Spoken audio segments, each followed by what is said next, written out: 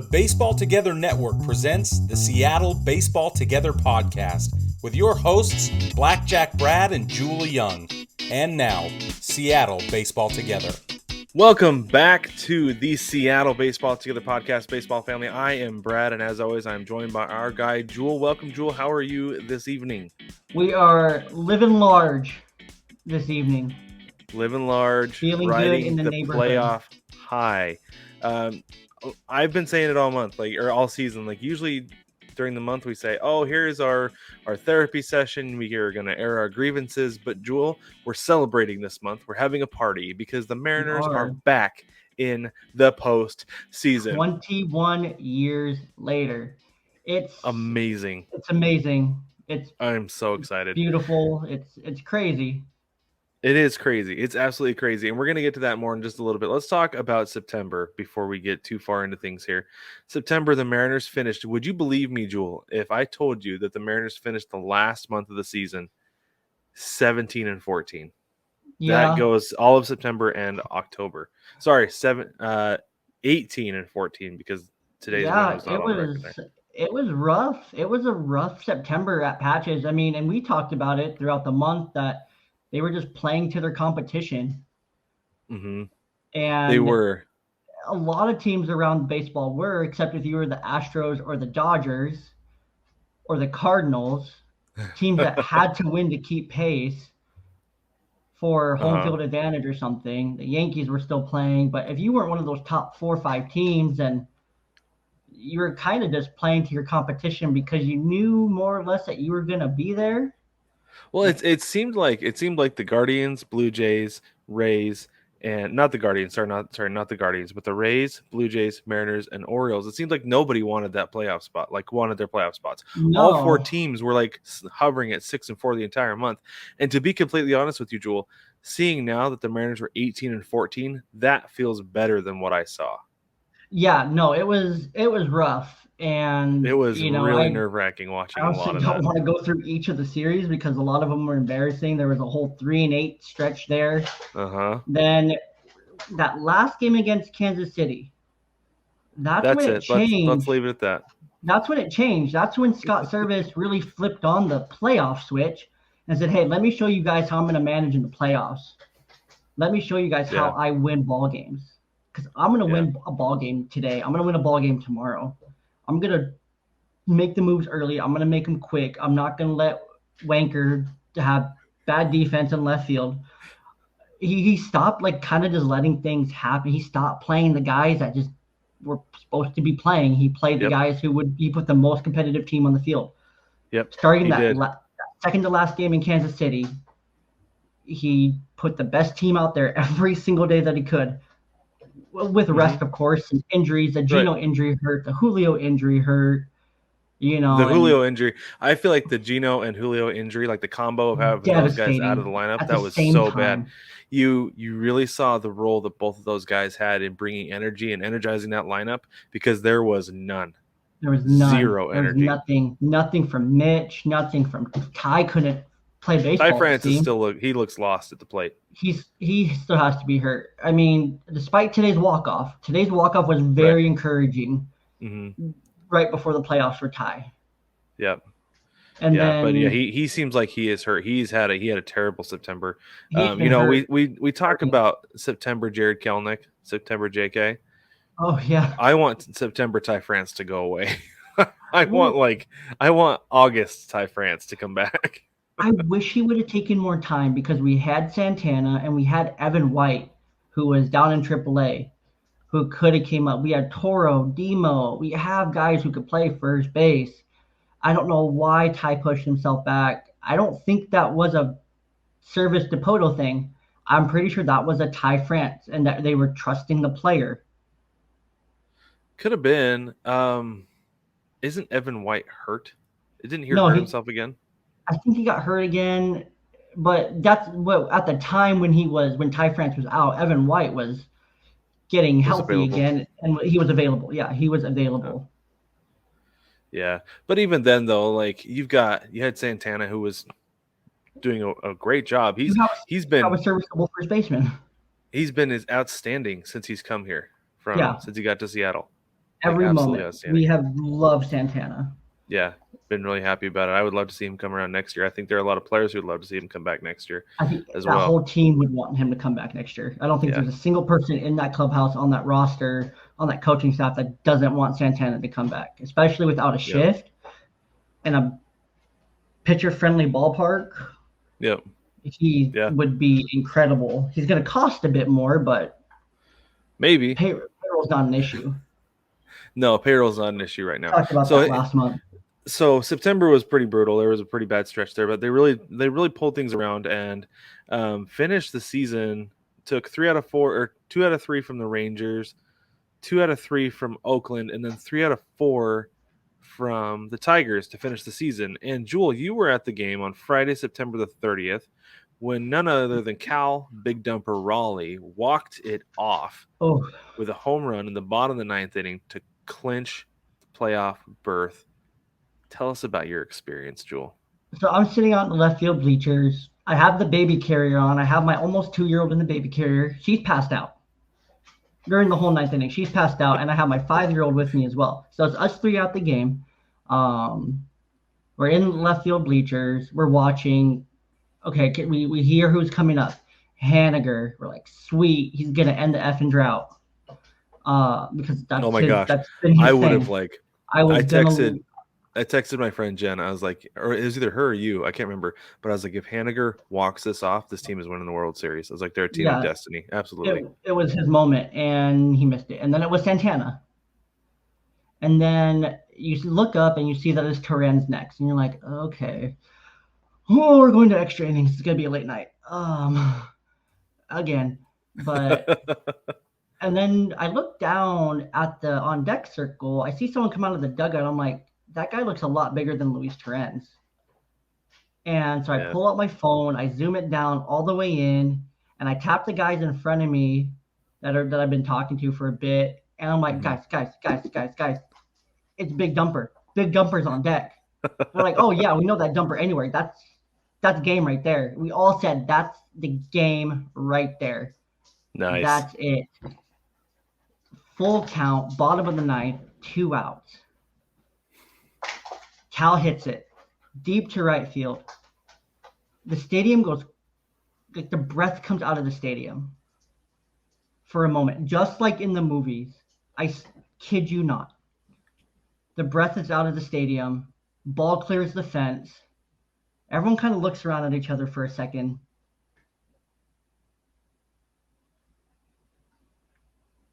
Just processing as fast as they can. There's a lot of smoke going on. You start seeing all the players come out of the dugout. You start seeing the fireworks go off. You slowly start hearing the crowd begin to erupt. And then before you know it, it's chaos. Everyone's jumping around. Everyone's high-fiving. Everyone's screaming. Everyone's losing it. I call you because I just wanted you to hear the noise. I actually really appreciated that. I did. Yeah, I was like, I'm not gonna be able to hear anything, so I was just getting ready to listen. So yeah, I really appreciate you calling. That was awesome. That's all I did. I just wanted, like, Brad wants to hear this right now. It was nuts. It was wild. It was fun. It was electric. The on-field celebration was amazing. Everything was perfect. And then, of course, they had to clear the left field bleachers, which took forever. But then they were doing the on-field ceremony. Then they did the dugout stuff on the big screen, and thank goodness they updated that screen a few years ago. It's enormous. They knew they would need it. They knew they would need it. Yeah. And it was awesome. Scott's speech was amazing. Just the players, the families, just seeing it all there was just, everything was amazing. And then there was a big fireworks show after the game, which made it even more amazing. And yeah, I don't think we left the stadium because we drove from the Tri-Cities, which is about a 3.5-hour drive. We got to the Northgate station to take the train down right at 4:00. We got there and we're still going. And yeah, we get there, ball game starts. We're there. We don't leave the stadium till about 11:15 after fireworks and everything. It was crazy. It was so much fun. That's awesome. That's so cool. I was so jealous that you were there like the entire time. And when he hit the ball, I stood up. I was like waving, right, doing the Carlton Fisk. Yeah. Because Because to me, it looked like it was going to hook foul. It was close. It was really close. It had about 5 feet. Yeah, and when it hit the Hit It Here Cafe, I was like, oh my gosh, that's what that place is there for. Yeah. It's there for moments like this. Amazing. Exactly. Yeah, just the placement, everything. Sim's call was perfect. Riz's call was perfect. And then I went to the game Saturday too. Uh-huh. And what was it like? Was it like dead? No, it was still packed. Oh, was it? But was there still energy at the game? Oh, tons of energy, but it was so relaxed. Yeah. Like everyone shoulders back, laughing. Everyone's going crazy for El Kefe for his first hit. Like that dude had a wild 24 hours. He did have a wild 24 hours. 48. Yeah. But yeah, like I have never been so relaxed watching Mariners baseball as I have been the last week. Oh my goodness. Not the last week, but like the last 5 days, right? If you listen to any of the broadcasts, today's broadcast was the best broadcast I have ever heard.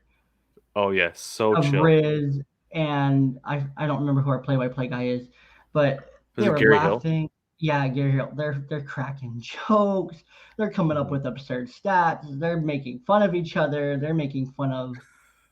They're like cracking all the jokes. Like just they're not even talking about the game really. They're like, oh yeah, this just happened. All right, now back to what we were talking about. Yeah, Sims and Blowers today were cracking jokes on Baez for swinging to the first pitch every time he got up to the plate. Oh yeah, they're like, you could bet the house that he's going to swing at the first pitch. And that's what it was the whole time. It was so funny. Yeah, that's how it's been this last few days, and it's been great. It's been literally great, and I can't wait for more in the coming years because there's so much more coming. There is a whole lot more. So we said, clinch the playoff spot, going to the wild card, going to Toronto to play the Blue Jays. Not the matchup I wanted, but look at this, Jewell. Look at it this way, and I'm kind of talking myself into this that the Mariners were 5-2 against the Blue Jays this year. However, that was all pre-Montoyo firing.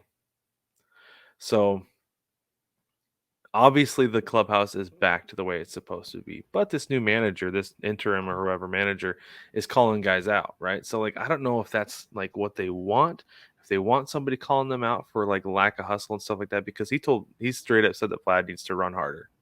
Yeah, and I don't know how that's going to fare in the playoffs because, and granted he's never been there, neither has Scott, right? But Scott's also been a manager for 7 years. Right. Through this whole process, he has his whole club bought in. Mm-hmm. Some of these guys are still probably on the fence about this other dude in Toronto. They might be. And, Bo Bichette did say, I don't disagree with the decision to fire Montoyo. So, like, there's that. But at the same time, though, like he said, are some of these guys on the fence with this manager? Are they just going to go out there and just try to let him, try to just get him to let them roll the ball out there and play? Or are they going to buy into his managerial decisions? Because Scott Service has full buy-in from that entire clubhouse. Yeah, as soon as he says, you come here, you come here, you come here, you go, you go, you go. We're doing this right now. I don't feel like that will happen in Toronto this series. It might not. And the other thing too is that they've bought into what the front office is doing because they've shown confidence in him. They showed confidence by going out and getting Luis Castillo, who has turned out to not only be the ace of the staff, but also an incredible clubhouse guy. He's been a great clubhouse guy for the Mariners, and it's been absolutely perfect for what this team has and what they have going forward. So I am absolutely in love with that. The fact that DePoto made that move at the trade deadline and was like, we've got ourselves a pitcher. We've got ourselves a clubhouse guy. We'll marry it together. Perfect. And this team will be even better than it was yesterday. And the crazy thing with that Castillo deal, if you missed it, he signed a long-term extension to stay in Seattle for the next 6 years. Well, 5 plus an option. But they started talking as soon as the Julio deal was announced to the players. Yeah. But no, it was Castillo's side called Jerry. Interesting, and said that he wanted an extension. Because he wanted to stay with that energy with this team. He didn't want to miss out what was going on here because he knew it was special. That's awesome. I love that. And so he wanted to stay and lock it up. That's really cool. And we've talked throughout the season too about how Robbie Ray looked like he didn't want to be in Seattle a few times. That he Yeah. looked miserable. That he took the money and that was it. But no, he did. The last month has shown that he is having fun and definitely wants to be there. Oh yeah, he's bought. I think it took him a while to buy in because he was a vet. They didn't start off super strong. He didn't get a lot of run support when he was dealing. Then they all had that stretch where the whole pitching staff clicked. He kind of started to not grimace as much, and then he started to suck. And then he had some sucky outings, but they kept up with him. They believed him. They had his back. Everyone supported him, and I think that's really where he won himself over. I think so too. Well, and then so there were a couple things that I saw that really stood out to me too that showed that Robbie Ray is all in on this. Well, the first one was the Anthem Standoff. Yeah, that's such a small, stupid, simple thing, but at the same time, it shows that he is having fun. And a guy is not going to demonstrate that he's having that kind of fun doing stupid stuff like that if he's miserable where he is, right? Even though it's a guy he played with in Arizona, right? I understand that, but at the same time, he's still not going to do something stupid and get in front of his teammates if he's miserable. There was that. And then in the clubhouse, he gave just a small speech and gave mad props to Cal Raleigh for hitting that home run. The fact that he introduced, he didn't introduce him, but he gave Cal major props in front of the entire club, saying couldn't have happened to a nicer guy. I thought that was a huge deal. That's a vet move. That's a vet move. Big time. That's a guy who's matured, who's bought into the system. That's I'm in. And he's got, and to me, it shows that he's got the back of every guy in that clubhouse too. 100%. I feel like he would be the first one out of the dugout. He might be these days. He might be the first one out should things come to blows. But Jewell, let's talk more about the playoffs here. Let's talk more about this team. So I'm curious. Every series has that guy, right? Julio, we've seen is ready to play. Julio's that guy. He's ready to come play. Mitch Haniger, we saw some October Mitch Haniger over the last couple of days, and I think he's ready to play. Yep, he's ready. Cal Raleigh obviously is ready to play. I think our pitchers are ready to go. Who's the guy who you feel is kind of he's not the elite level star? He's not the Julio. He's not the Mitch.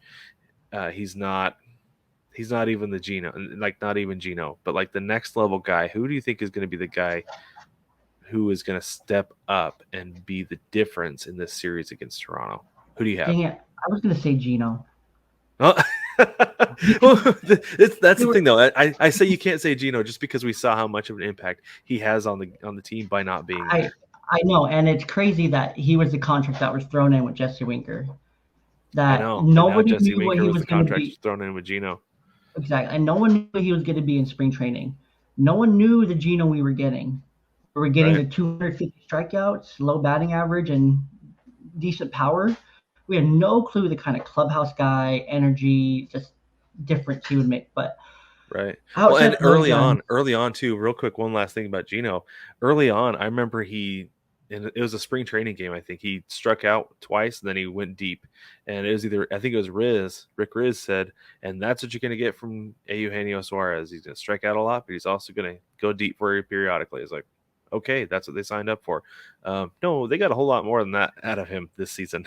They got a Gold Glove. They got nearly a Gold Glove, slugger, clubhouse. They got everything they could hope for. Career year for Gino. Amazing. They got everything and more out of Gino. Yep. Everything and more. All right. So who's your guy? Who's your guy? Honestly, my guy it's Matt Brash. Mm-hmm. I was thinking about this, and I'm like, offensively, it's a 3-game set. It's going to be Julio. It's going to be Mitch. It's going to be Gino. It's going to be Ty France. It's going to be Cal Raleigh. It's going to be Santana. The lineup's the lineup. We know what to expect from the lineup. But Matt Brash in that clinching game came on after Castillo. Was it Castillo? Probably. I think Castillo. I think he pitched that clinching game. Luis Castillo. He was the starter for the clinching game on the 30th. Oh, yeah. Yeah, you're right. Yep. When Matt Brash came in, the moment was huge. That was a playoff moment. Tied game.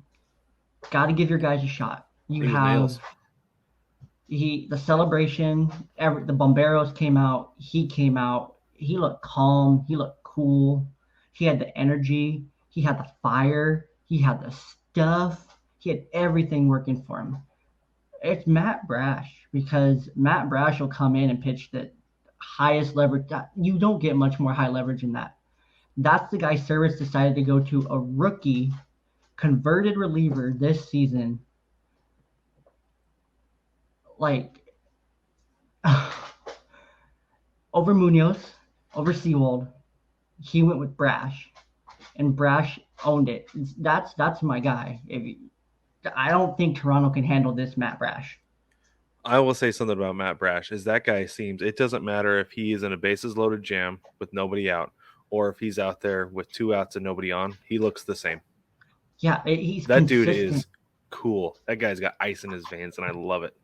Yeah, Matty Ice. Yeah, yes, we're calling him Matty Ice. So my guy, I'm actually going to go with Dylan Moore. Demo. Okay, who starts at second base? Does Demo start at second? Or Frazier? So this is what I think. Alek Manoah is a right-handed pitcher. Yes. So you're gonna go with Frazier. Adam Frazier's gonna start game 1. Okay. It's gonna be matchups. It'll be. If there's a lefty on the mound, you're gonna go with Demo. Yeah. Okay. But I think, honestly, a Demo stolen base is gonna be the difference in this series. Like he's obviously not as fast as Sam Haggerty, which is a major blow with that groin injury, him not being there. But at the same time, though, like, Demo's got top tier speed, and I think he's going to get in there. He's going to pinch run for somebody. Maybe he'll go out there and he'll pinch run for Frazier. He's going to steal a base, get into scoring position, and 100%. It's going to be the difference in a game. And I think Toro too will also be in that same position to come in and run.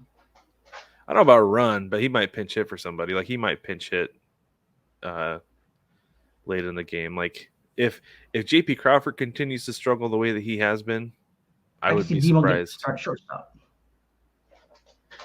I don't know if he'd start shortstop, though. I think JP Crawford would still start shortstop. Yeah, he's looked really smooth the last few days in the field. His defense has looked a lot better. He struggled there for a while. I still think he's hurt. I think he's been playing through something all season long. I think, it's something in his shoulder. Because I've thought there was like a hip issue going on for a lot of the season. He missed time. He had an IL stint for a few days there. Yeah, he did. I can't remember what it was for, though. It was something in the lower body. Yeah. And then the other guy I feel like needs to come through big time is Jared Kelenic. JK has got to show up. If we can get September JK, this series is over. Yeah, just give us, give us good at bats. That's what he did. That's what he did since he got recalled to replace Julio. I mean, and he filled that role perfect. I mean, he's going to start in left field because he's the best defensive left fielder on this team. Yep. So we're gonna have Jared Kelenic. We're gonna have Julio and Mitch Haniger. You have 3+ outfielders. You have Gino, who posted an amazing career year at third base defensively. You have JP, who's a Gold Glover. You have Adam Frazier, who's just smooth with the glove at second base. Yeah. And then you have Ty France, who's should be a Gold Glove first baseman. Borderline Gold Glover, we can say that, I think, and not offend anybody. Yeah. Yeah, and then you have Cal Raleigh behind the plate, who will catch until the stump falls off. Yeah, and he's going to have to. I think he'll catch until there are no pitches to be caught the rest of the season, the postseason. 100%. Yeah. I don't think Casali and I don't think Terrens get reps unless Cal Raleigh's thumb is missing. Yeah, and then you have Santana DH. I mean, yep. My next X factor, just second one on top of that, just is who is part of this playoff roster. Like the next guy. Yeah, because they're expected to only go 10 or 11 guys because they only need 3 pitchers, 3 starters. Right. Yeah, which is 10 or looking 11 like, pitchers. yeah, so they're going likely Castillo, Ray. I would assume Gilbert. Gilbert, yeah, because I saw tonight that Kirby is probably not even going to be on the wild card roster. Which he should be for the bullpen, but that makes sense that they would keep him off for the divisional. So they're not You know what tempted to though? use him. Yeah, I know. I would And then almost Marco threw like keep him 110 on pitches though. today. Like I would almost keep Kirby on the roster, and then like not have Diego Castillo, and then just bring Kirby in for like an inning if you need him. Yeah, no, I Right? think the same, but I mean it makes sense that they would keep him out for the divisional. Yeah, because you're right. Because then he's fresh, he's ready to go.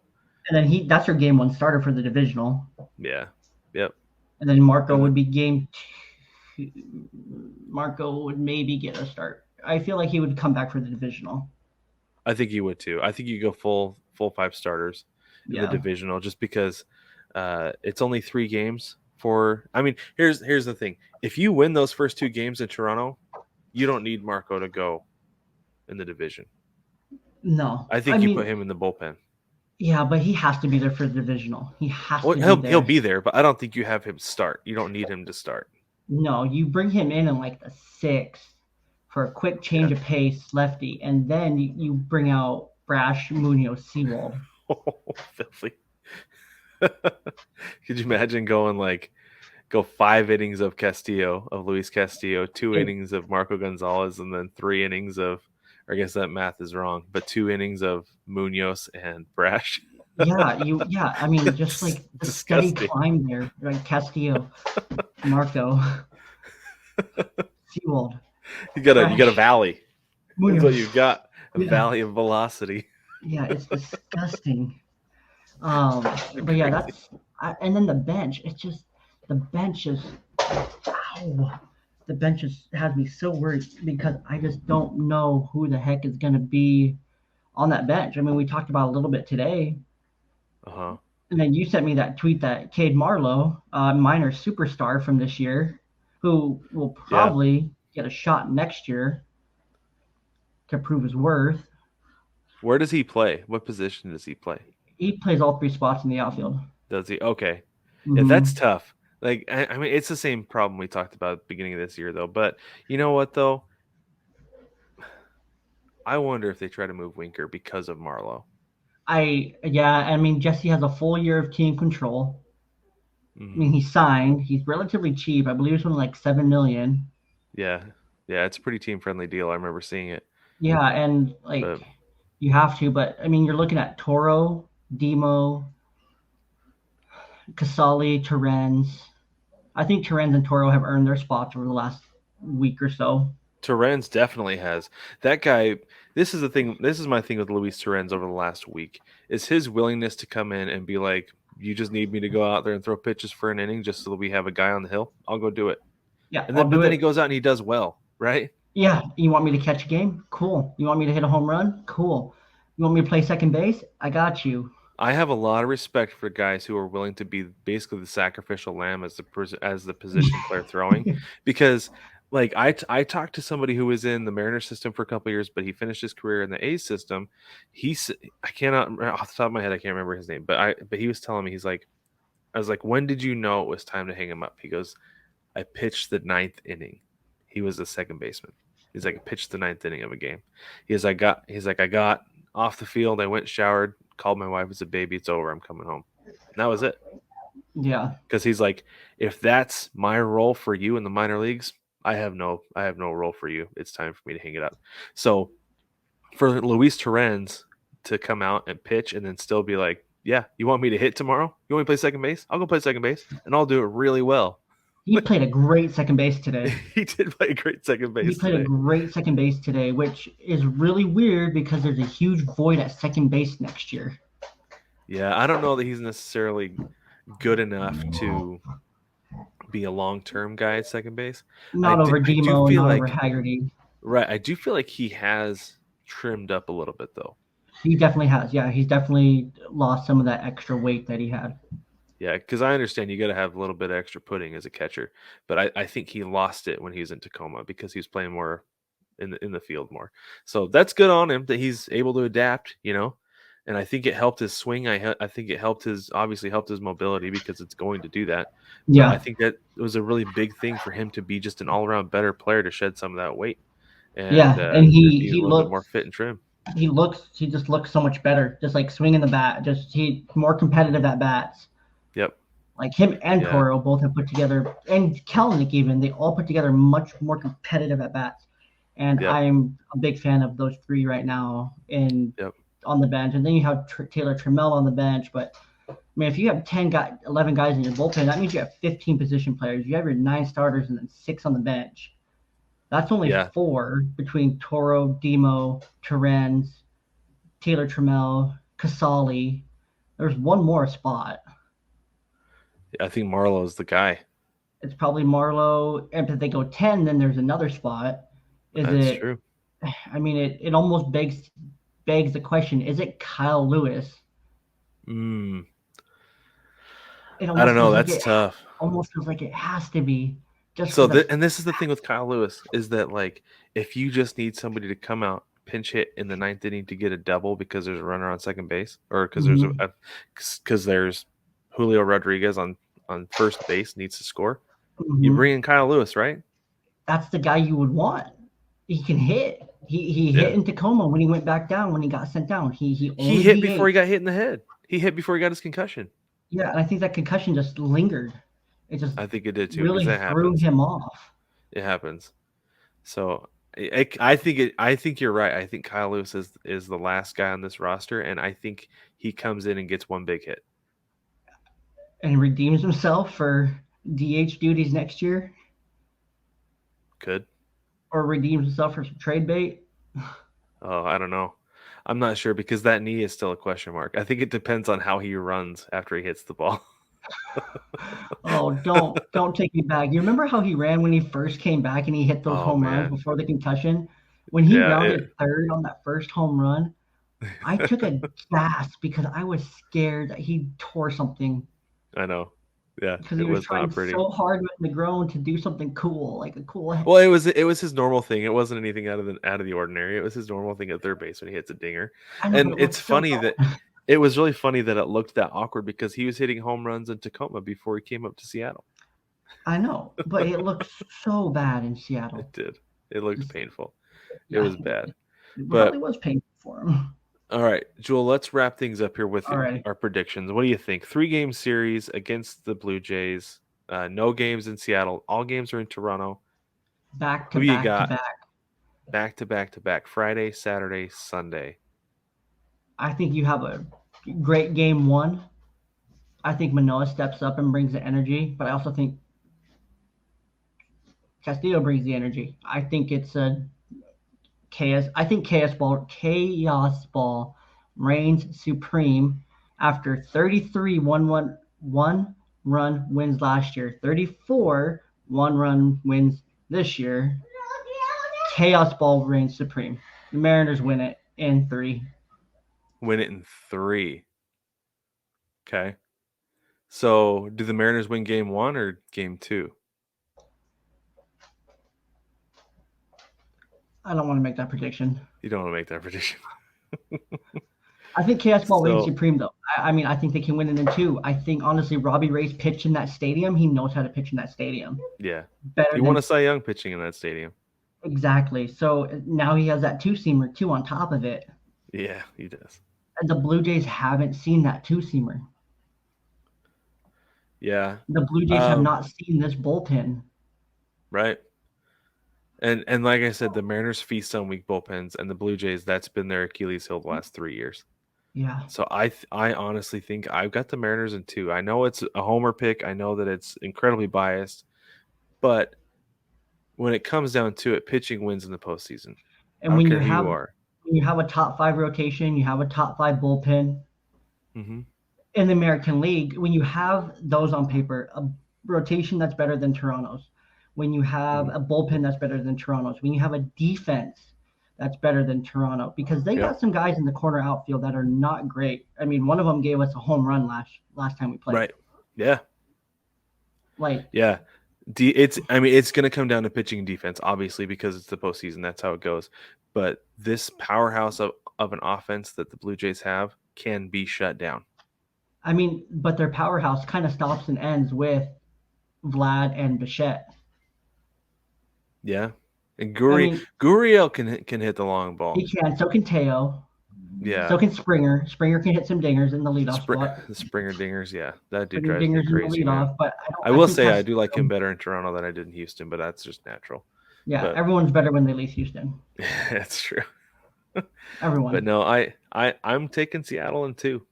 I really like am. it. I mean, I don't hate it. I think 2 is realistic. I mean, with Castillo Ray, 2 of the best starting pitchers in the baseball.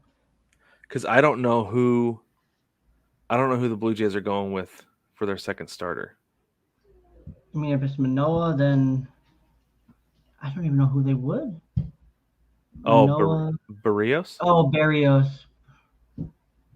But Gausman is day to day. Gausman's day to day with a finger injury, so I don't think it'll be him. I think it'll be Barrios.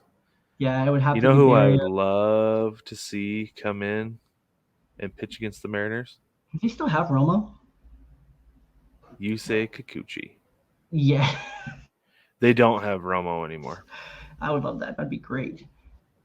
That would be. Yeah, that's how amazing. bad their bullpen is. For the listeners, Seattle DFA'd Romo and got rid of that 40-year-old bum. And then Toronto was like, oh, let's pick him up. He would be a great bullpen piece for us. Yeah. Let's play him against Seattle. Oh, wait, he just got shell-shocked. Oh, we're going to fire our manager and get rid of this Romo guy. Yep. Yeah. Yep, that is a real thing that happened. So that's what I'm going with, and it's strictly based on bullpen matchups. I feel like offensively, both teams are playing pretty similarly.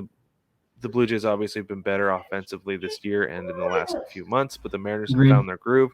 Seems like they found their groove the last couple days. I'm going to go with it. I'm going with it. Everyone's tuned up in Seattle, and the Blue Jays are coming off a doubleheader today as well. Yeah.